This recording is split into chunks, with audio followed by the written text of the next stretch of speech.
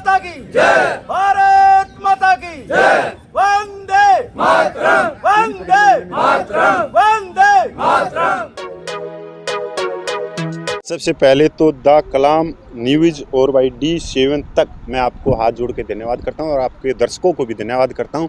और देखो भाई, आप लोगों तक इन भाइयों की आवाज़ जाती है तो इसको एक दूसरे के पास पहुंचाओ। अपडेट मिलेगी जंतर मंतर की कि जंतर मंतर पे धरना आज जो चल रहा है 190 दिन से वो कंटिन्यू चल रहा है। और किसान आंदोलन के बाद में ये सबसे बड़ा आंदोलन है जो 7 महीने में प्रवेश कर गया।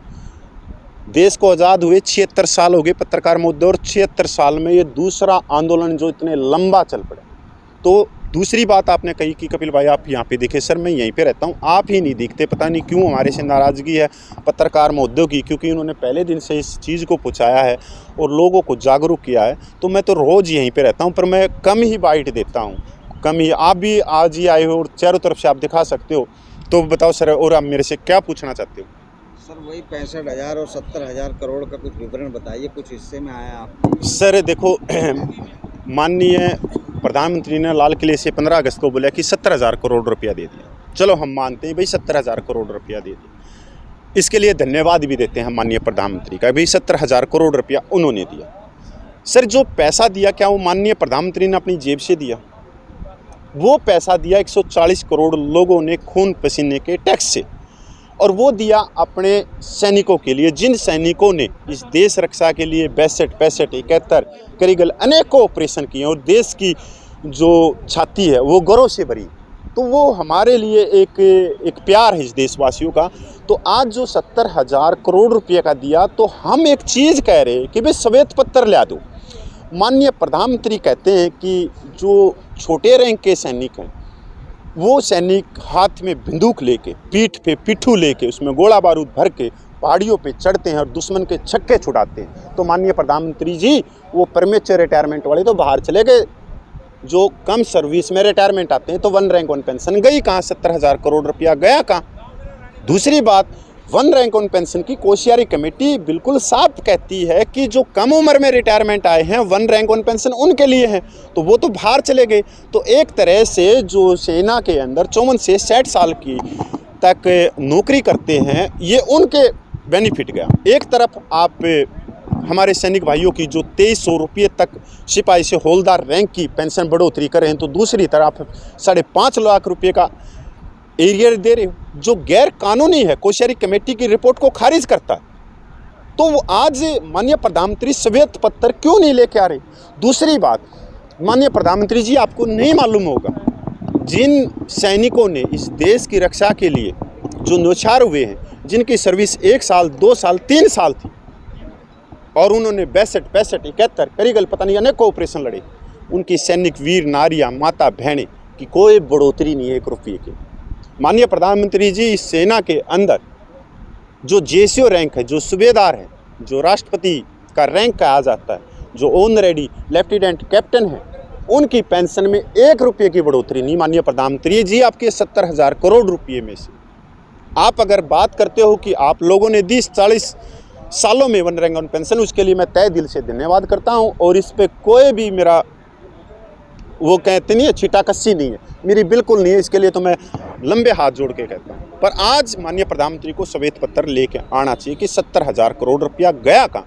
और ये सिर्फ 28 लाख पूर्व सैनिक, या जो 28 लाख पूर्व सैनिकों के उनके परिवारों को मिला के 5 करोड़ वोट नहीं पूछ रही, ये वो भी पूछ रहे हैं जो हम इस देश के अंदर 542 में से जो 140 सीटों को हम प्रभावित कर सकते हैं, उनके नागरिक भी पूछ सकते हैं, क्योंकि हम पूर्व सैनिक हैं और हम किसी धर्म जाति से भी बहुत दूर हटके होते हैं। हम तो एक सन्यासी की तरह होते हैं जो सन्यासी जीवन जीते हैं वहाँ पे रहने के बाद में। आज तो आप लोगों ने देखा होगा, हाँ, हमारे देश में बाबाओं के पास में कोई फॉर्चूनर में घूम रहा है, कोई हेलीकॉप्टर में घूम रहा है, कोई झाड़ फूक कर रहा है, कोई राख का भर के उसके ऊपर चुटकी दे रहा है, ये हो जाएगा तो प्रधानमंत्री बन जाएगा, ये बन जाएगा। आज तो उनके पास में सारे ऐशोआराम, पर हम तो सर ग्लेशियर, बर्फ़ जहाँ -डिग्री में, वहाँ देश की रक्षा करते हैं।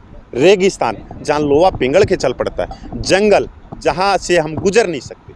तो सर हमारी तो बहुत छोटी सी सिंपल सी मांग है कि मिलिट्री सर्विस पे सम्मान होनी चाहिए। जो सैनिक जीवन की कठिनाइयाँ हैं, हम कौन सी नौकरी कर रहे हैं, कोई पटवारी की कर रहे हैं, कोई टीचर की कर रहे हैं, कोई बैंक की कर रहे हैं, कोई तहसीलदार की कर रहे हैं, या कोई हम कलेक्टर की कर रहे हैं जहाँ पंखे चल रहे हैं, एसी चल रहे हैं, फॉर्च्यूनर गाड़ी है, लाल बत्ती की गाड़ी है। अरे सर, हम जो नौकरी कर रहे हैं उसमें तो जो माँ है ना, जिस माँ ने अपना बच्चा इस देश की रक्षा के लिए भेजा है, तो उसका भी कलेजा ऐसे ऐसे कांपने लग जाता है रोज। वो उस माँ का कलेजा कि मेरा बच्चा ग्लेशियर में है, माइनस की ठंड में जहाँ हार्ड गड़ जाते हैं। तो वो जो मिलिट्री सर्विस पे है वो एक नौकरी की है, क्योंकि हम 24 घंटे गोलियों के साए में रहते हैं, तो उसमें क्या भेदभाव।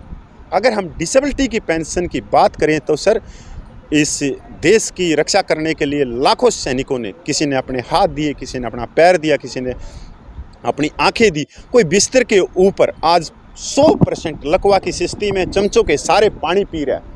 तो माननीय प्रधानमंत्री जी, उसको वार इंजरी सिर्फ पर मंथ 18,000 रुपये मिलती है। अगर नॉर्मल डिसेबिलिटी पेंशन की बात करें तो 11,500, अगर 50% की करें तो सिर्फ 5500-5600 रुपये। और वहीं पर हम अधिकारियों की बात करें तो माननीय प्रधानमंत्री बाबा भीमराव अंबेडकर का जो संविधान है, जो समानता का अधिकार देता है, उसी के अंदर आप देखोगे कितना बड़ा भेदभाव कर दिया कि एक जो अधिकारी के अगर एक हाथ भी जाता है तो वार इंजरी वो 2,52,000 से ऊपर लेता है, प्लस डीए लेता है। अगर हम नॉर्मल इंजरी की भी बात करें तो 70,000 से ऊपर पड़ता है। जो सैनिक विधवाएं हैं, जिनकी पे पेंशन में बहुत बड़ी विसंगति है, अगर मैं 100 साल भी जीऊँगा तो मैं अपना मूल वेतन का 50% पेंशन लेता रहूँगा 100 साल तक। अगर आज मैं किसी ने खुदा न खास्ता कोई एक्सीडेंट में मारा जाऊं या किसी और चीज़ में मारा जाऊं, क्योंकि भाई मैं तो वैसे भी टारगेट हूं अधिकारों के लिए, जो अधिकारों की मांग उठाएगा, इंकलाब का नारा देगा, अपने जायज़ हकों के लिए बोलेगा, वो सबसे पहले ही टारगेट पर रहेगा कि क्या हो, क्या करे, किस तरह से इनको पीछे धकेला जाए। पीछे इनके ऊपर कोई भी आजकल अधिकारों की बात करते तो किसी को श्रीलंका वाला बोलने लग जाते हैं पत्रकार महोदय, किसी को पाकिस्तानी बोलने लग जाते हैं, किसी को बोलने लग जाते हैं कि तो फंडिंग ले रहे हैं, कोई बोलेगा इटली से आ रहा है, कोई बोल रहा है कनाडा से आ रहा है। क्योंकि हकों की जब आवाज़ उठती है उसको दबाने के लिए ऐसी ऐसी चीज़ें छोड़ी जाती हैं। आप पत्रकार महोदय, थैंक यू, धन्यवाद।